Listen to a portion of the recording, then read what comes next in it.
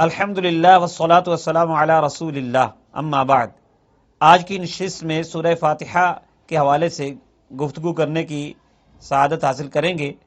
اللہ تبارک و تعالی اپنے بندوں کو اپنی بارگاہ سے مانگنے کا سلیقہ خود سکھا رہا ہے، اور یہ اللہ کا کرم ہے، اور وہ بندوں سے یہ فرماتا ہے کہ تم یہ کہو، کیا کہو؟ الحمدللہ رب العالمین، تمام خوبیاں اللہ کے لیے جو مالک تمام جہانوں کا۔ الحمد کا مطلب سراہنا ہے، تعریف کرنا ہے، خوبیاں بیان کرنا ہے۔ کسی کی اختیاری خوبی پر زبان سے اس کی تعریف کرنا یہ حمد ہے، چاہے وہ احسان کے بدلے میں ہو یا نہ ہو۔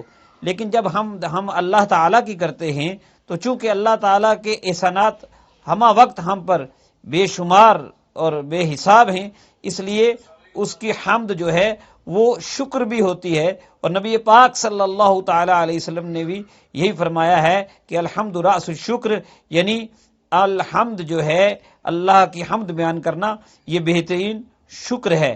اللہ تبارک و تعالی کے لیے تمام تعریفیں ہیں۔ فرمایا للہ، یہاں لام جو حرف جار ہے یہ اختصاص کے لیے ہے کہ تمام حمد اللہ کے لیے ہے۔ دیکھیے، وہ حمد کسی طرح کی بھی ہو، تعریف کسی کی طرح کی بھی ہو، چاہے مخلوق کی بھی تعریف ہو، تو اگر دیکھا جائے تو مخلوق کی تعریف بھی خالق کی تعریف ہے، مصنوع کی تعریف بھی صانع کی تعریف ہے۔ یعنی جب آپ کسی بنی ہوئی چیز کی تعریف کریں گے تو اس کے بنانے والے کی تعریف بھی ہو جائے گی۔ بہرحال ہر لحاظ سے جب بھی حمد کی جائے تو تعریف جو ہے وہ اللہ تعالیٰ کی ہے، اور اس میں یہ بھی مراد ہے کہ شرعی حمد، جو حمد ہم کسی کو معبود سمجھ کے کرتے ہیں، وہ صرف اور صرف اللہ تبارک و تعالیٰ کی ہے، کہ اللہ تعالیٰ کے سوا اور کوئی معبود نہیں۔ یہاں اللہ کا اسم ذات نام آیا ہے اللہ، جو ایسی ذات ہے جو ہمیشہ سے ہے، ہمیشہ رہے گی، اس کا وجود ضروری ہے، اور اس میں تمام کمال کی صفات پائی جاتی ہیں۔ تو یہ بھی اس بات کی دلیل ہے کہ جو تمام خوبیاں اور تمام کمال کی صفات والی ذات ہے اسی کے لیے حمد ہے۔ اور اللہ تبارک و تعالی نے اس کے ساتھ پھر مزید صفت یہ خود ذکر فرمائی، رب العالمین، جو تمام جہانوں کو پالنے والا ہے۔ رب کا مطلب مالک بھی ہے، اور رب کا مطلب تربیت کرنے والا، پالنے والا بھی ہے۔ اللہ تبارک و تعالی رب ہے، یعنی ساری کائنات کا، سارے جہانوں کا رب ہے، سارے جہان کو وہ پال رہا ہے۔ اور رب کا ایک مطلب یہ بھی ہوتا ہے کہ کسی چیز کو اس کی ابتدا سے انتہا تک، کمال تک پہنچا دینا۔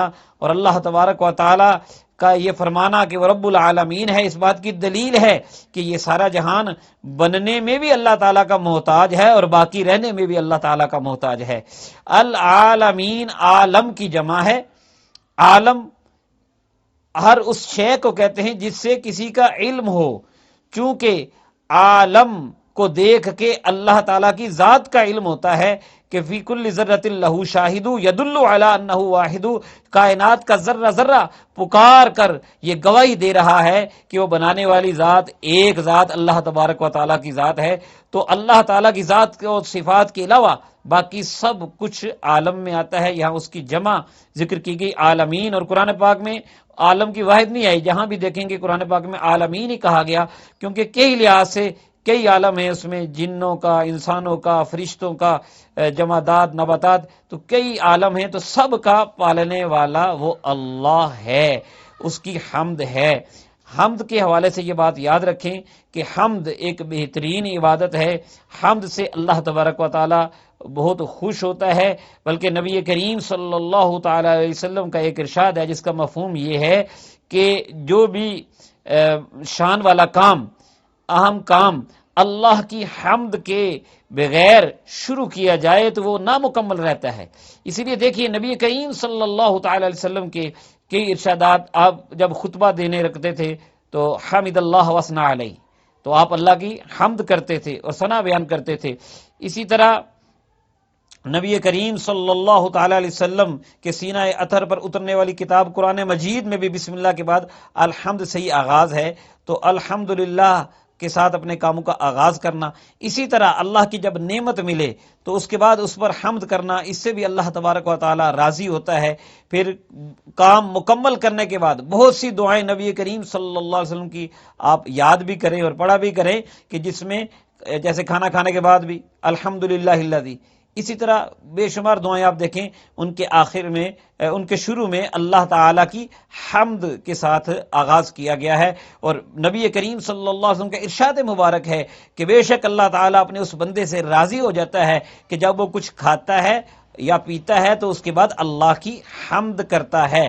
اور اللہ کی حمد کا ثواب کتنا ہے، نبی پاک صلی اللہ علیہ وسلم نے فرمایا ایک حدیث شریف میں کہ ہر حمد کرنا بھی صدقہ ہے، اور ایک اور حدیث شریف میں فرمایا کہ الحمدللہ تملأ المیزان، الحمدللہ کا اتنا اجر و ثواب ملے گا جس سے میزان بھر جائے گا، جس میں اعمال تولے جائیں گے اس پر اس سارے کو بھر دے گا۔ اور اسی طرح آگے فرمایا کہ سبحان اللہ اور الحمدللہ، اس سے اتنا ثواب ملتا ہے کہ زمین و آسمان کے درمیان جتنی وسعتیں ہیں اس کو یہ بھر دیتے ہیں۔ اور ایک اور روایت میں نبی پاک صلی اللہ تعالی علیہ وسلم نے فرمایا جو بندہ صبح اور شام 100 مرتبہ الحمدللہ کہتا ہے تو گویا کہ وہ ایسا ہے کہ اس نے جہاد کے لیے 100 گھوڑے اللہ کی راہ میں دیے۔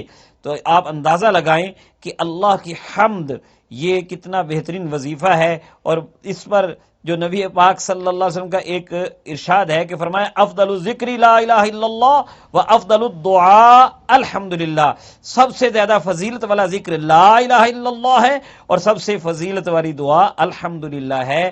تو آج جو ہم نے آیا کریمہ پڑھی اس میں اللہ تعالی نے فرمایا کہ اے بندو تم کہو الحمدللہ رب العالمین، تمام حمد، تمام خوبیاں، تمام تعریفیں اللہ کے لیے جو تمام جہانوں کا مالک ہے۔